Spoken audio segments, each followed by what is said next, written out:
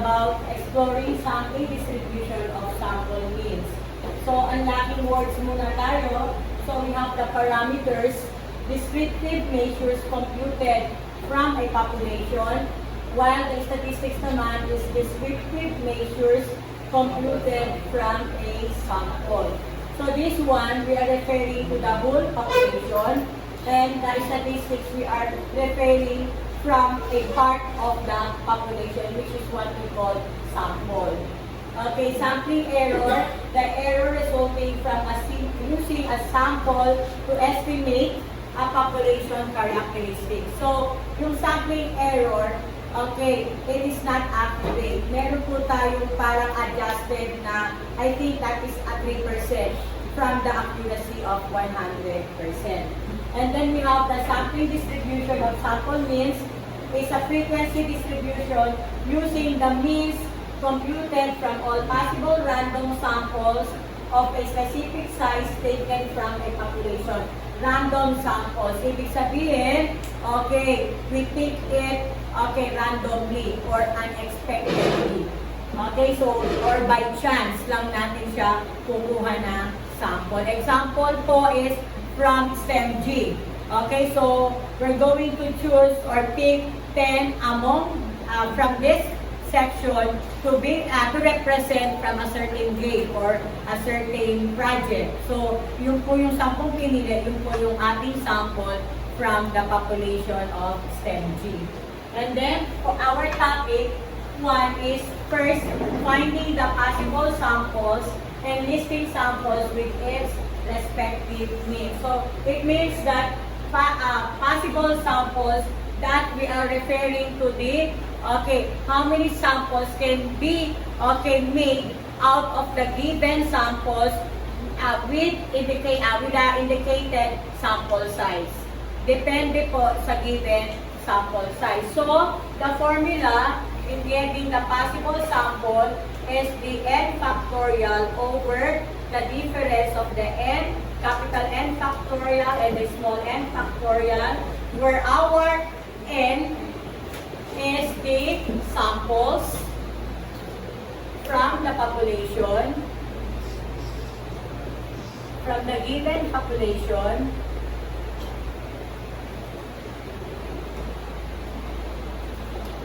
and our small n is the sample size. Okay, so it means that how many arrangement, okay, can we made from the given samples with a specific sample size. Bawa, sample size of 2. So yung elements lang po daw niya ay 2. But it is arranged from the samples being given from our statement or from our cases that we're going to look for. Example po is, okay, numbers, example 1 or case 1. So we have here population consists of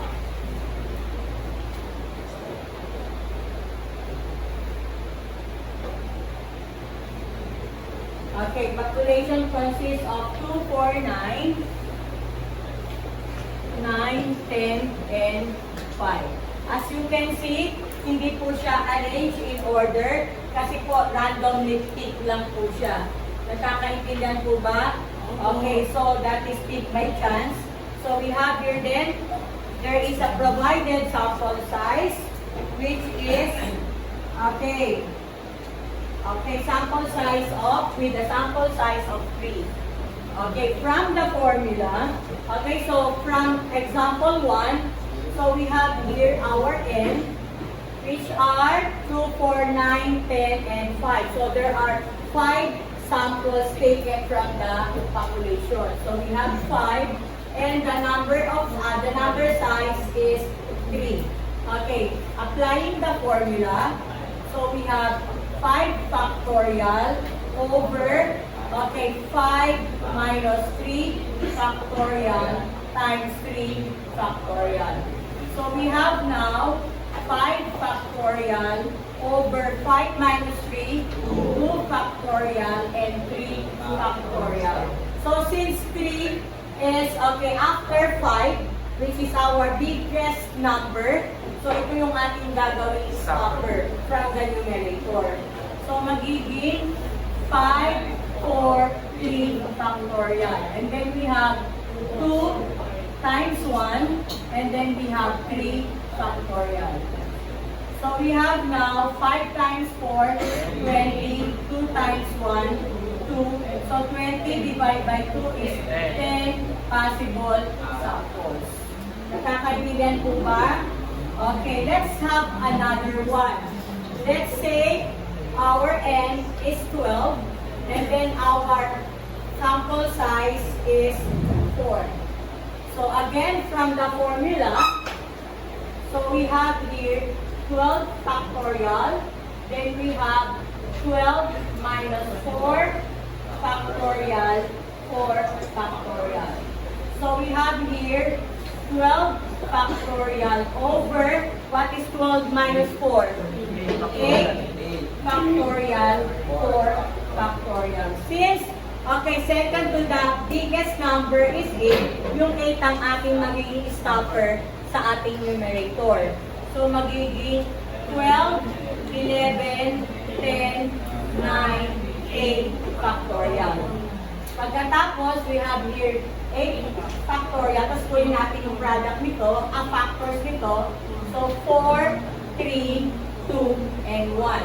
So, cancel out natin yung 8 factorial. And then, we all know that 4 times 3 is 12. So, cancel out natin yung 12 sa taas. And then, we can have 10 divided by 2 is 5. So, we can have 5. Then, we have now, this time, 11 times 45. So, pag po multiplier natin yung 11, i-add lang po natin ito. So, what is 4 plus 5? And that is 9. Yung 9, pag iwalayin natin yung 45, 4 and 5. So, this is 11 times 45. Nakakaintindihan po ba? Okay. So, let's start here. Exercise po muna tayo in finding the, okay, the population, possible samples. Try to do this in your place. Start here, n is equal to, let's say we have here 16, and sample size of, okay, 3. Pakikuha nyo nga po yung possible samples out of, okay, number 16 and sample size of 3. In our, okay, topic 1, you are not allowed to use calculator. Anyone with an answer? 560. 560. 560. Is there anyone with other answer? So let's have here 16 factorial, then 16 minus 3 factorial, 3 factorial. So we have 16 factorial, 16 minus 3, 13 factorial, 3 factorial. So our stopper is 13. So we have now 16 times 15 times 14 times 13 factorial. Then we have 13 factorial, then 3, 2, 1. Okay, so we have 3 divide, cancel out natin yung 13 factorial. 15 divided by 3, 5. So that will be 5. 14 divided by 2, 7. So we have 16 times 35. So we have 35 times 16, 30. So 18, 19, 21. So we have here 5 and then 3. So 516. So 516 possible samples. Okay, samples. Okay. Ganyan po Okay. Last one for our first part of our topic 1. So we have 10, 24, and size of 8. Okay. 24 digits with a size of 8. So, how many possible samples can be made? So, ilimin ko, letter A lang po ay finding or determine the number of possible samples. Lahat ng pwede nyo i-divide, i-multiply. Para po ma-simplify muna bago nyo siya kunin yung final answer. Basta pag vertical, divide. Kapag horizontal, multiply. Kaliipin nyo muna yung mga numbers para mas madali nyo siya makuha yung pinaka-answer. Para it will not take long para masolve nyo yan. Simplify nyo muna. Okay, so we have 24. So 24 minus 8 and then 8. So we have 24 factorial. What is 24 minus 8? 16. Factorial 8 factorial. So we have 24, 23, 22, 21, 20. Parang ang laki na, no? 18, 17, 16. Okay, then we have factorial. So we have 16 factorial 8, 7, 6, 5, 4, 3, 2, 1. Cancel natin to. So 18 divided by 2 is 9. 20 divided by 4 is 5. Cancel natin yung 5. And then 21 divided by 7 is 3. And then 24 divided by 8 is 3. Okay, 3 at saka 2. And then 22 divided by 2 is 11. Wala na. Naubos na yung sa ilalim. So, ano, meron pa ba sa ilalim? Ay, ito pa, may 3 pa rito, di ba? So, 9, o dito na. 9 divided by 3 is 3. So, ano natira sa taas? 23 times 11 times 3 times 19 times 7, times 3, tama ba? Times 17. So, we have 2, 5, 3. And then, we have here 57. And then we have 51. So 253 times 57, 21, 35, 37, 14 plus 3, 17, 15, 25, 26, then 10, 12. So we have 1, 12, 14, 4, 1 times 51. So we have, ano ba to? 2? Okay, sa 12. So we have 1, so 1, 4, 4, 2, 1, then 5, 10, 21, 22, 5, 7.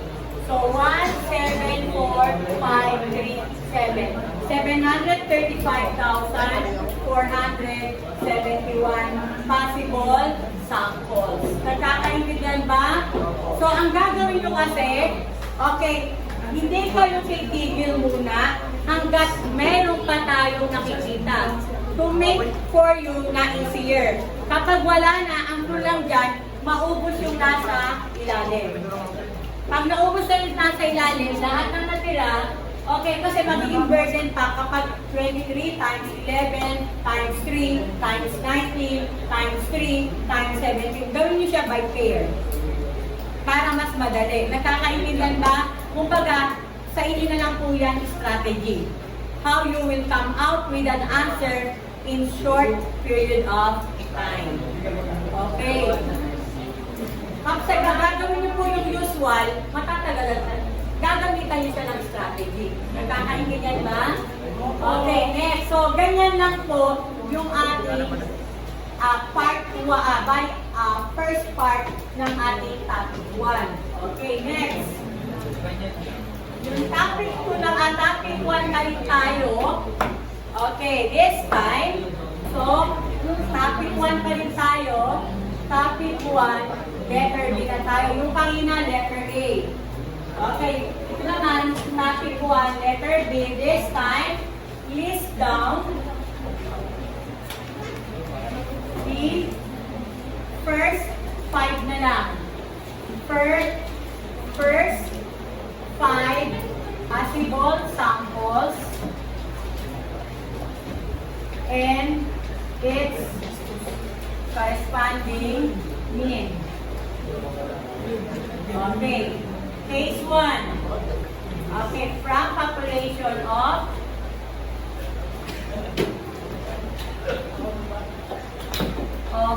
2, 7, 3, 5, 4, and 1 with a sample size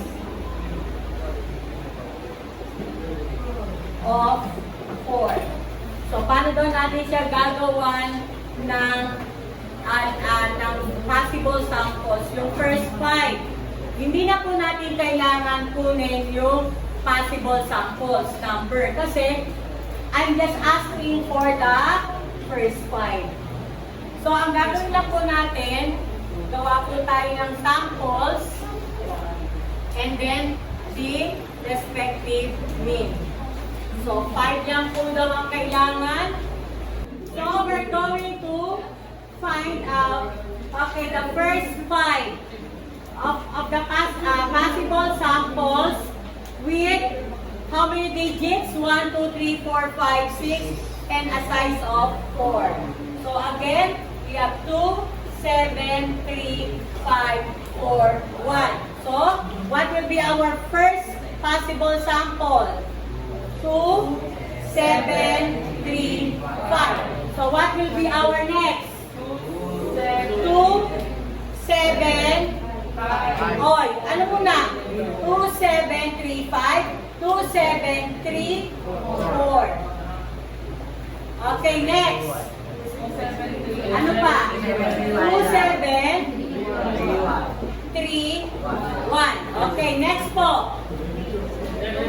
2, 3, 2, 3, 5, 4. Next. 2, 3,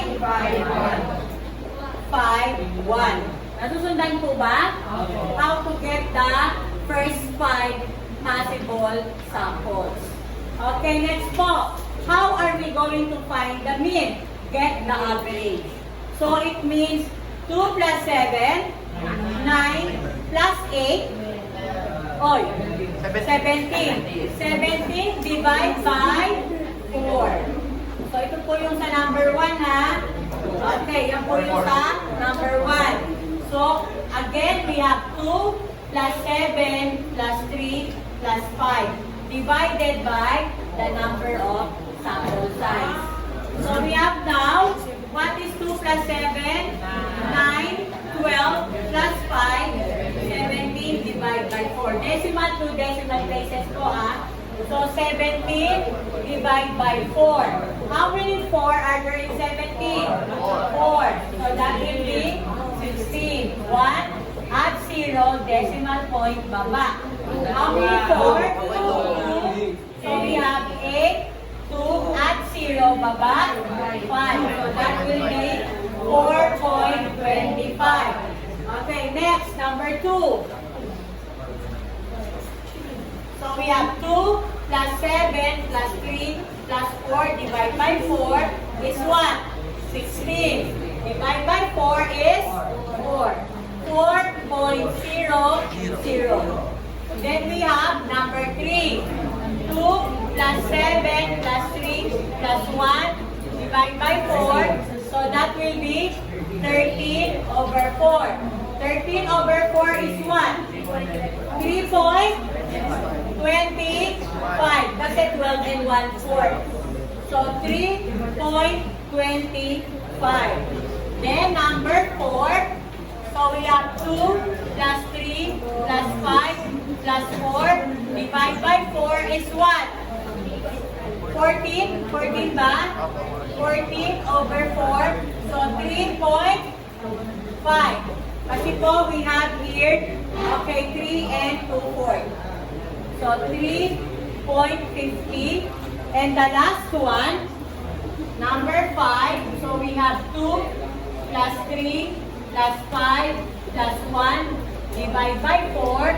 So we have 11, 4. So that will be what? 2 and 2.75. Nasusundan po ba? Okay, so ganyan po yung pagkuha ng ating mean. Try nyo nga po ulit dito sa sample kasi, okay, tandaan, it must be in order. Okay, paano po daw ulit kukuha ng sample? Kunyari, yung ating po given digits or following samples are 5, 8, 1, 7, 2, 3. Okay, with size of 3. O, paano daw natin siya kukuha ng sample? Ano daw yung kanyang first sample? O, paano daw? 5, 8, 1. Next, 5. Lagi po sa 5, 8. So, 5, 8, 7. Tapos, 5, 8, 2. 5, 8, 3. Okay, pag natapos na, 5, 1 naman. Tatang na ba? Magiging 5, 1, 7. 5, 1, 2. 5, 1, 3. Susunod, 5, 7 naman. 5, 7, 2. 5, 7, 3. Susunod, 5, 2 naman. 5, 2, 3. Pag wala na, punta naman tayo sa 8. 81 naman. Nasusundan ba? 8, 1, 7. 8, 1, 2. 8, 1, 3. Susunod, 8, 7 naman. Nasusundan ba? 8, 7, 2. 8, 7, 3. Susunod, okay, 8, 2 naman. 8, 2, 3. Pag wala na, wala na tayo sa 1, 7. 1, 7, 2. 1, 7, 3. Pag wala na, 7, 2 na tayo. 7, 2, 3. Nasusundan po ba? Okay. So, ganun po yung pagkuha ng ating possible samples. Okay, is there any question with our topic 1? Part 1 or letter A, yung how are we going to find out the possible samples. Meron pa bang may tanong doon? Okay, how about our letter B? Okay, how are we going to list down the first 5 possible samples with their respective mean? Pagkuha ng mean na, i-add lang, tapos i-divide lang sila sa number of size. Tapos 2 decimal places. Okay, now we go to our topic 2. Okay, finding the sample mean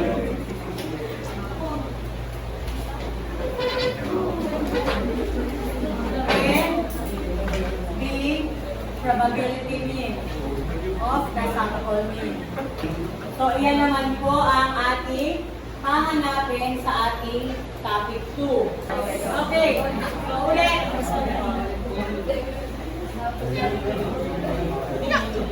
Kailangan makapaghanap tayo na, okay, ang ano lang dyan dapat, yung pagkakasunod-sunod din is according din doon sa, okay, chronological arrangement po ng ating number. Nagkakaintindihan ba?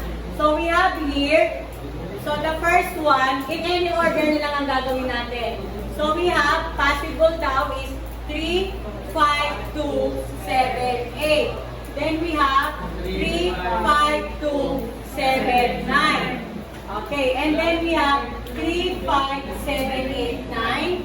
3, 5, 7, 8, 9. Tapos, okay, 3, pwede din to, 3, 2, 7. 3, 2, 7, 8, 9. Then we have 5, 2, 7, 8, 9. And 3, 5, 2, 8, 9. As you can see, yung arrangement naman nila ay yun pa rin. Nakakaintindihan po ba? And then we have here, okay, So we still have here the 6 possible samples. So, ang gagawin na lang natin is, hindi na lang natin siya i-arrange in accordance po sa ano. Basta kailangan, okay, makapag-produce kayo ng possible samples. Kung ilan yung dapat na naka-indicate. Nakakaintindihan po ba? Okay, next. Okay. After po nun, okay, get your calculator and solve for the mean. Paano daw natin kinuha yung mean? Add them all. So, pakikuha po. So, 3 plus 5 plus 2. Okay, so that will be 15. Okay, divide by 3. By 5. So, that will be 5. all. 10, 20, 5 pala. Divide by 5 is 5. Okay, next.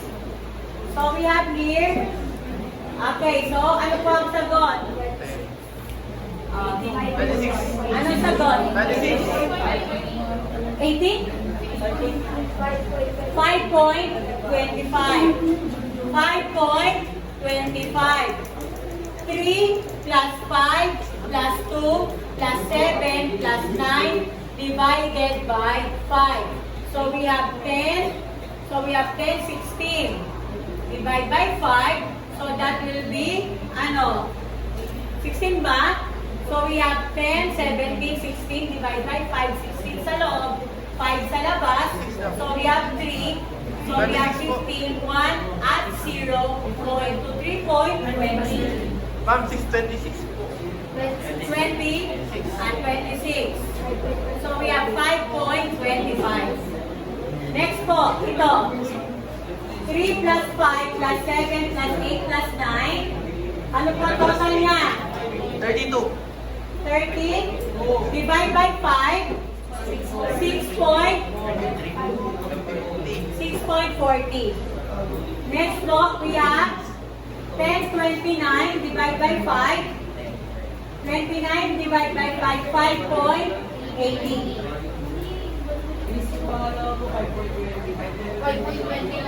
5.20. Next, 5 plus 2 plus 7 plus 8 plus 9. So we have 10.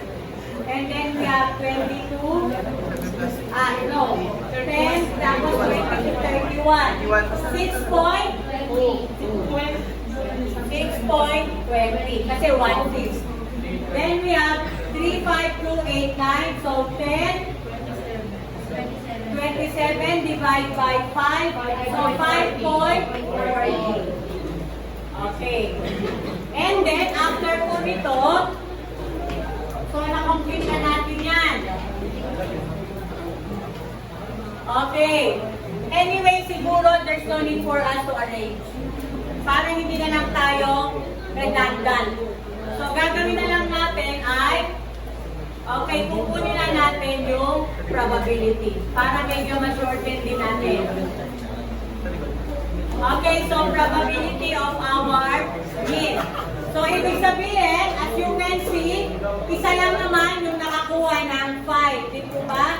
5 out of, ilan no to? Ilan yung cell natin? So 1, 6. So what is 1 divided by 6? Ano po yun? Hindi na natin kukunin yung 1 over 6, decimal na. And what is 1 divided by 6? 0.17. 1.7. Okay, then, isa lang din naman yung nakakuha na 520. So, lahat sila ay 0.17. Kasi, tag-iisa lang naman. Wala namang na doble, right? Okay. So, ganyan lang po yung ating pagkuha ng ating po sample mean and the probability of the sample mean. Okay, listen. Now is what if merong nagdoble? Ganun lang po yun. Halimbawa, okay, example lang po natin let's say, ito po ay naging 520. So, ang gagawin natin, okay, kung ito'y naging 520, gagawa talaga tayo ng another chart. Kasi po, may nag-doble na. Kaya lang tayo hindi na gumawa ng chart kasi wala namang umulit na ating sample mean. Just in case po na, kasi ito kanina is ano to? 5 lang, di ba? Eh, ito 420. Kapag it happen, kunyari, dalawa, yung mayroong parehas, gagawa natin siya ng another chart. Okay, ang gagawin natin is,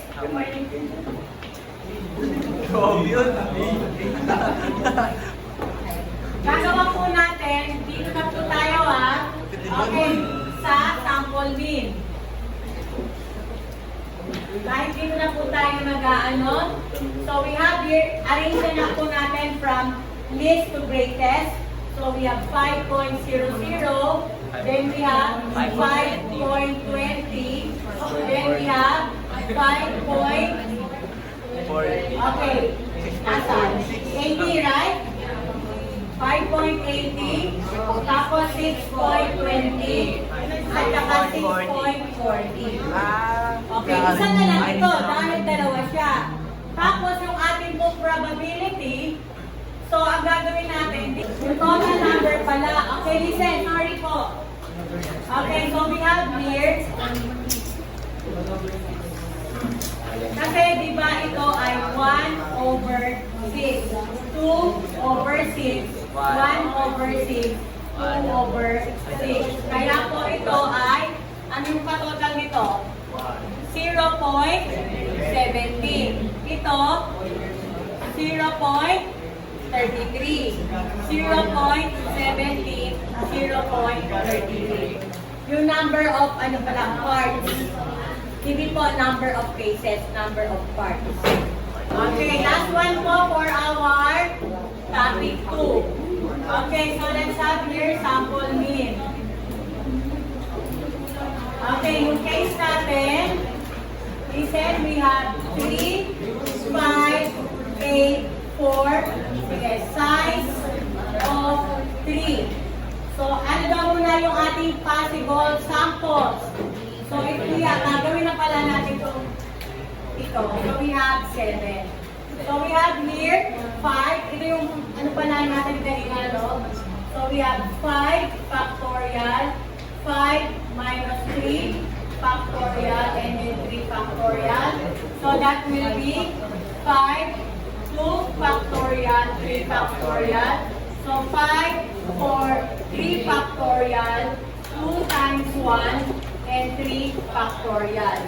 So we have 20 divided by 2 is 10. So what are our possible samples? So we have here, so we have 3, 5, 8.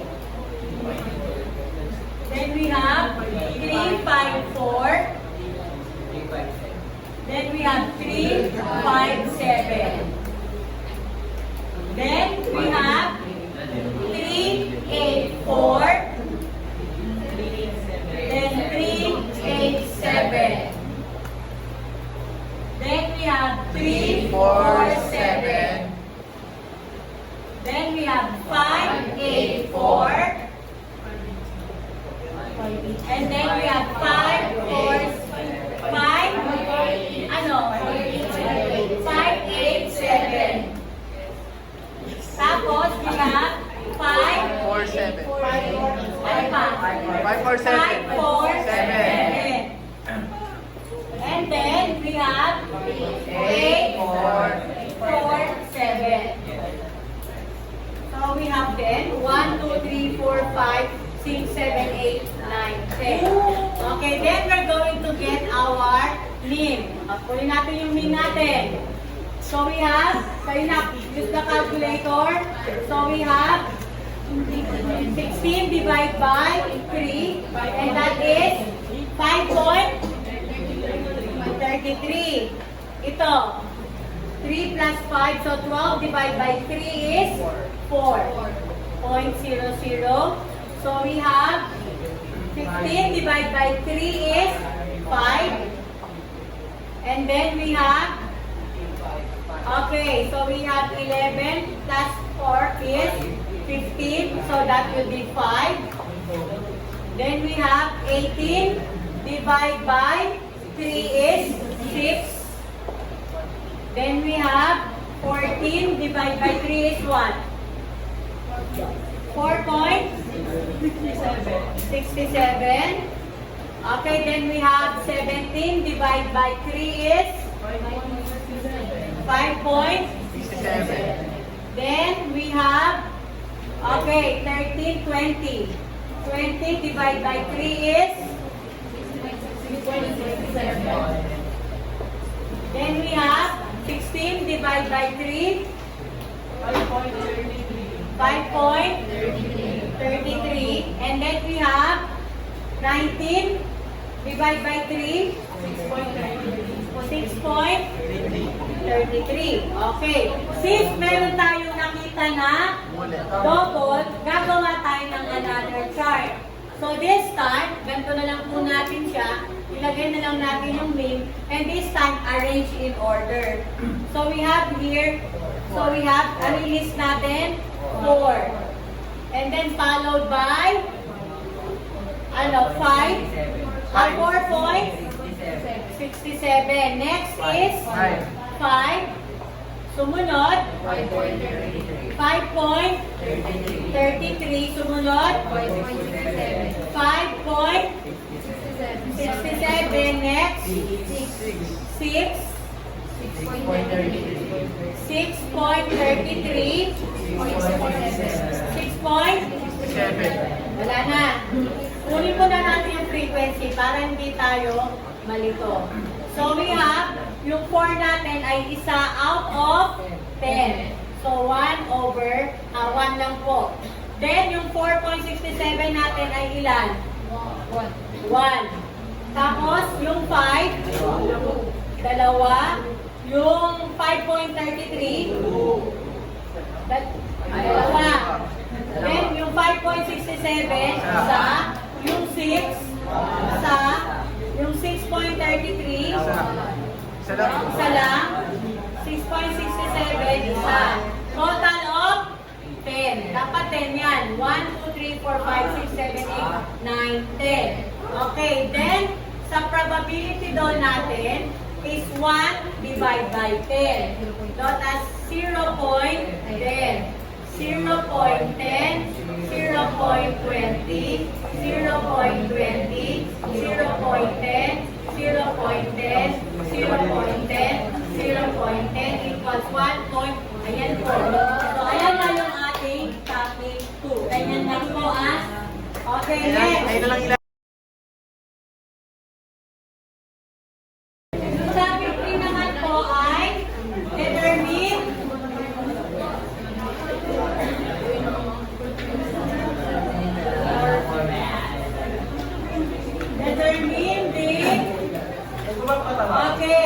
mean of the sample mean and variance of the sample mean.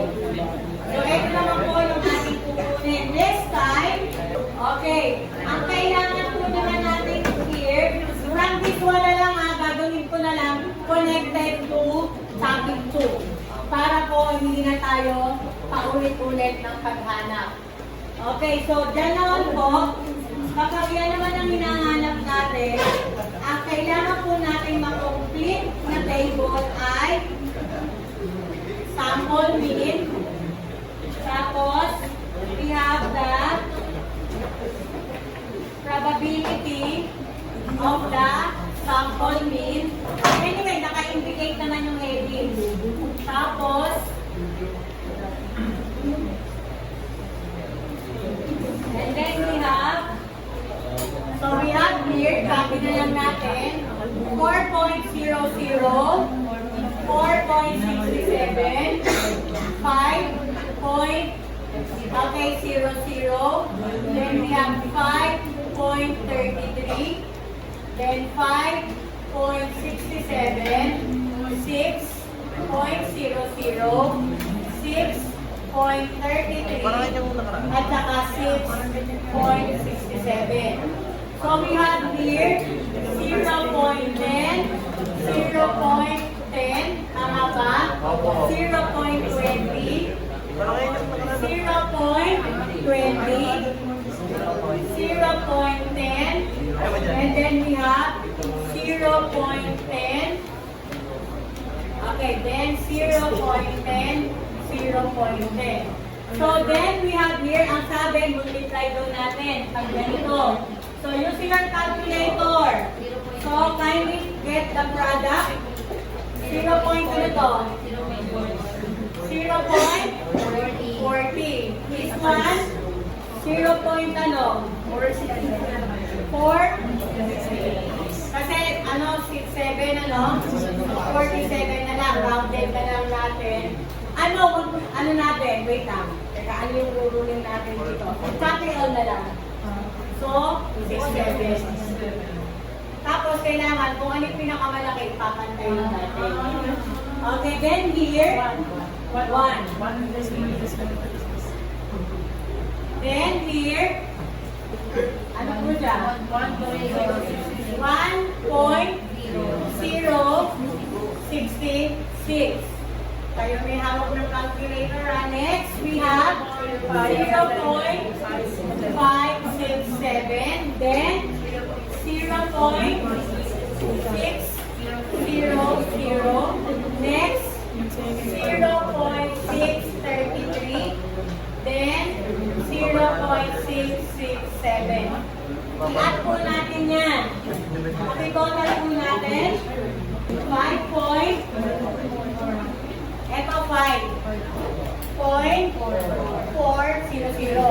So, ito po yung ating tinatawag na mean of the sample mean.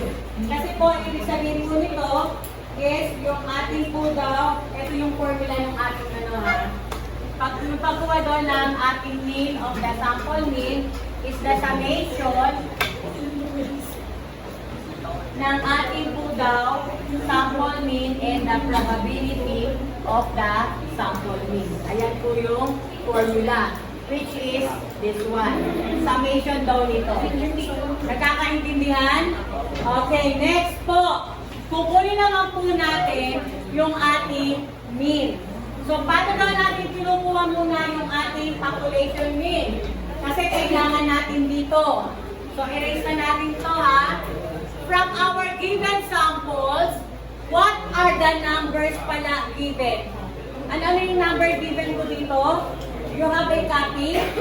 Ano yung mga given number ko? 3, 5, 8, 4, 7, yan lang po ba? Okay, so kukunin natin yung mean by getting the average. Kasi ito po yung ating scores. Ito po yung ating sample.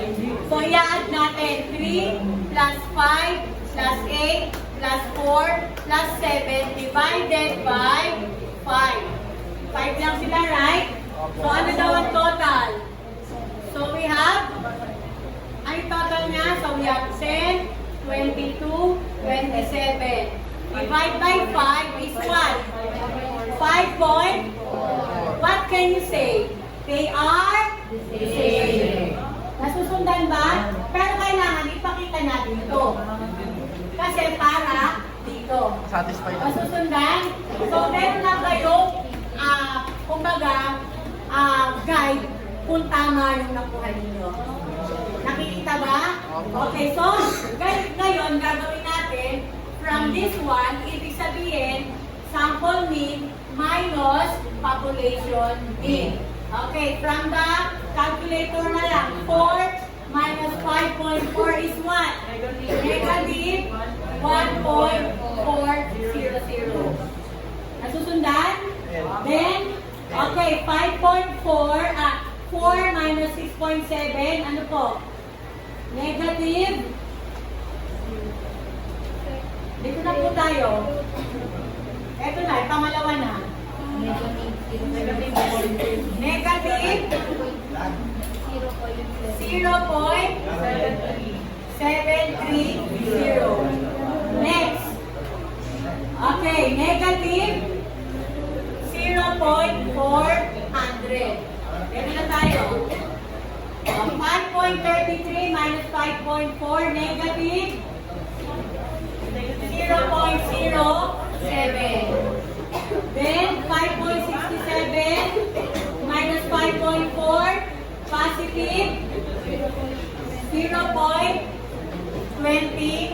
7. Tama ba?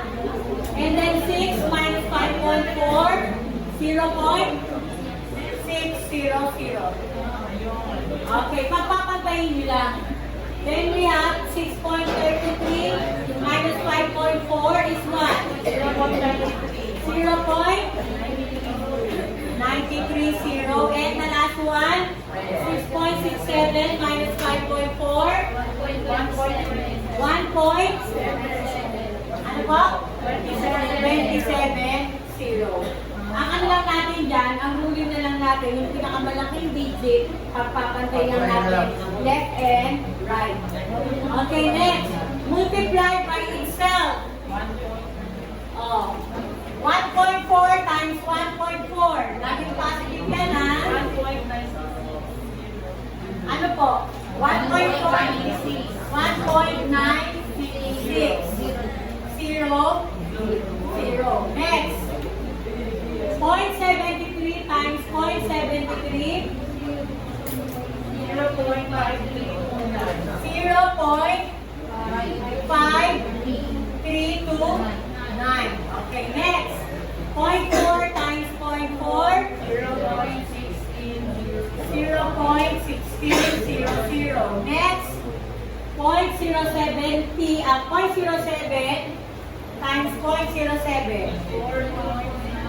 4 point, ano? 0.07 times 0.07, 0.0049.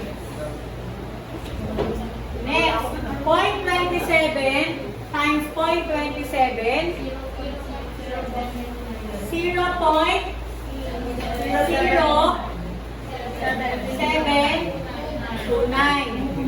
Then 0.6 times 0.6, 0.36. And then 0.93 times 0.93, 0.6490. Ano po? 8649. Then 1.27 times 1.27, 1.6129.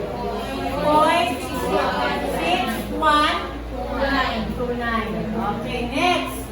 Okay, anong gagawin? Itong column na to, ayan o. Itong column na to, itatimes sa column na to. Bale ito, itatimes dito. Gawin. 1.96 na lang gawin nyo. Ano po? 0.196. Next. Okay. Mamaya, titignan natin yung pinakamalaki. Saka natin dadagdagan na 0. So, 0.5329 times 0.1. So, 0.0539. Magdadagdag tayo ng dalawang 0 para magpantay. Next, 0.16 times 0.2. 0.032. Tapos magdagdag tayo ng 0. Yan. Next, 0.0049 times 0.2. Ano po? 0.00098. Next, 0.0729 times 0.1. 0.00729. Next, 0.36. So, 0.03600. Then, 0.08649. Then we have 0.16129.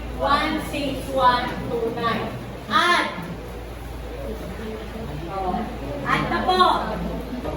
Bali ang gagawin natin, yung nasa topic 2, connected na siya sa topic 3. Para isang ano na lang tayo, hindi na tayo uulit pa maghanap ng mean. 0.5, 7, 3,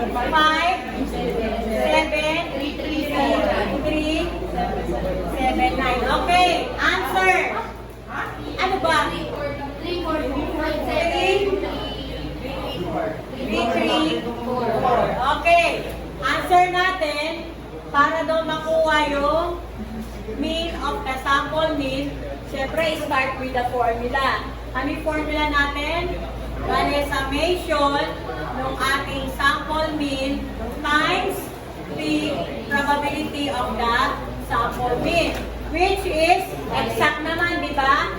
Equal to 5.40. 2 decimal places. Ayan po yun. Next, yung ating naman pong variance of the sample mean, okay, by the formula summation na ating sample mean minus mean squared times probability of the sample mean. Estimate lang natin approximately 0.57. Ayan po. Nasusundan? So, ganyan lang po yung pagsagot. Okay, ulitin natin. Recap! Okay. Topic 1, ulitin lang natin. Topic 1, possible samples. Okay, and then also, okay, list of samples and their respective mean. Ngayon, hindi na tayo magkakaroon ng restriction in any order as long as yung po arrangement ng digits is according to its placement. Nakakaintindihan ba? Hindi pwede yung magrarambol, ha? Pag-check natin, kailangan makita din natin yun. Okay, topic 2. Ang topic 2 natin ay pagkuha ng sample mean given yung case po. Case problem na. Hindi po katulad doon sa atin na doon sa ginawa natin, okay, sa ating una is the value of n saka small n lang. Ngayon naman, may case po like parang uulit tayo doon sa letter B, kukunin naman natin yung sample mean at saka yung probability of the sample mean. Para daw makuha natin yon, unang-una, I'm referring to the topic 2, yung second page. Step 1, kailangan po muna natin makuha yung possible samples.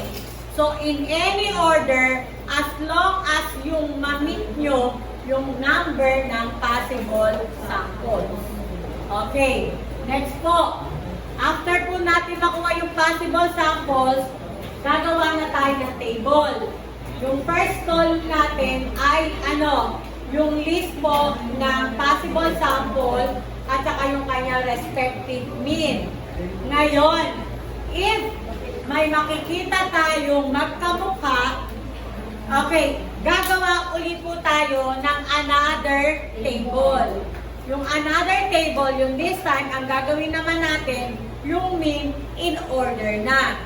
So, gagawin natin is from least to greatest. Pagkatapos ng mean, ilalagay natin yung number of frequency para hindi tayo malito. Yung number of frequency, ilan yung nakakuha over kung ilan yung nakuha nating sample size. Okay. Pagkatapos po nun, ay yung ating makuhang possible samples. Okay. Pagkatapos, yung third column, kukunin na po natin yung probability of the sample mean. Yun po yung ating topic 2. Sa topic 3, mula sa ating topic 2, kokopyahin natin yung ating mean. At saka yung probability of the sample mean. Pagkatapos po nun, susundan lang natin yung readings. Kapag ito, ibig sabihin lang ito, multiply. Ibig sabihin, yung first column, i-multiply sa second column. Ayan po yun, para makuha to. After po nito, yung ating third column, i-add natin. Kasi yung total nito ay yung ating pong mean of the sample mean. Always start with the formula. Nakakaintindihan ba? Tapos check natin kung equal to or approximately to. Okay, 2 decimal places lang. Next po. Pagkatapos nito ay kukunin nyo muna in other side yung ating pong mean. Kahit na nakuha na natin, you have to show how you get our population mean. Paano daw natin kinukuha yung ating population mean? Yung ating original sample, i-add natin, i-divide natin sa sample size. Sa total number pala. Kukunin lang natin yung average in short. Yung ating po. Tapos, as you can see, makikita nyo na magkamukha yung ating po mean of the sample mean at saka yung mean. Okay, after po nun, pero siyempre, bibigyan ng points yun. Okay, after po nun, okay, pupunta ka na dito, ima-minus mo yung column 1 doon sa nakuha natin mean, which is 5.4. So, isa-isa natin ima-minus. Okay, tapos dito, kung ano yung nakuha nito, ita-times sa sarili para po hindi kayo mahirapan, i-disregard ko ng palagi yung 0. Kapag yung 0 po ay nasa dulo ha, pag nasa loob, hindi po pwede. Kaya ito, pwede nyo na pong gawin is 1.96 times 1.96. Dito ang sagot ay 1.4 times 1.4. Sagot dito laging positive, walang negative na sagot dito ha. Tandaan nyo, kaya kayo nagpapalpak-palpak doon sa exam dahil dito meron ako nakikita na negative. Diba? Okay. Gagawin nila 0.73 na lang times 0.73. Dito 0.4 na lang times 0.4. Kung yun na ilagay yung mga 0-0 sa dulo. Ito, syempre, i-include nyo yan. 0.07 times 0.07. 0.27. Ito, 0.6 times 0.6. 0.93 times 0.93. 1.27. Okay, next po. Nakukuha nyo na po yan. Tatandaan nyo lang, wala na po tayong ilang digits po sa fourth column, ilang digits po sa third column.